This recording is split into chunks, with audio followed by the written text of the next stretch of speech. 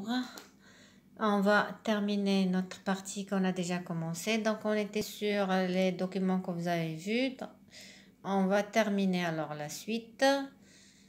Les questions. Je vais vous donner ces questions-là. J'espère que ce sera la même chose que vous avez demandé. Alors, quels sont les signes de la puberté des garçons chez les garçons et chez les filles? À quel âge commence le fonctionnement de l'appareil génital de l'homme? Quels sont les organes qui forment l'appareil reproducteur chez l'homme? Quels sont les organes qui forment l'appareil reproducteur chez la femme? Quels sont les organes responsables de la production des gamètes chez l'homme et chez la femme? Comment se fait la fécondation chez l'homme? Et aussi comment se fait le développement de l'embryon et comment se fait l'accouchement. Donc, ce sont des questions que vous pouvez avoir d'autres questions. L'essentiel qu'on va traiter ces questions au cours des prochaines activités. Donc, on va commencer par l'activité 1, les transformations liées à la puberté. Vous voyez là, j'espère que vous avez devant vous vos fascicules. Donc, vous voyez là, bon, identifier les caractères sexuels chez les garçons et chez les filles. Bon, première des choses, vous voyez là qu'il y a des caractères qui sont communs aux deux sexes, c'est-à-dire là, vous voyez, il y a les premiers poils pubiens, il y a poussée de croissance chez la femme comme chez l'homme, c'est-à-dire comme chez la fille comme chez le garçon.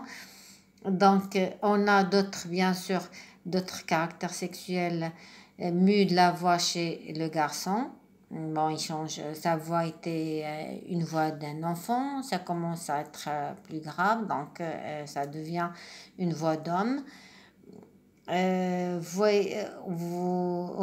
voyez la croissance des testicules et du pénis, donc des organes reproducteurs. Même chose pour la fille, vous voyez là les premières règles, puis croissance de l'appareil reproducteur, début de développement des seins, etc.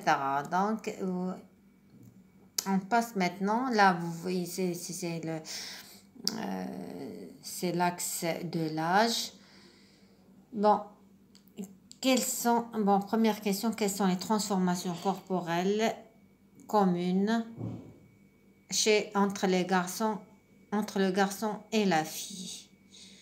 Bon, deuxième question, citer les caractères qui montrent le début de fonctionnement de l'appareil reproducteur chez la fille et chez le garçon.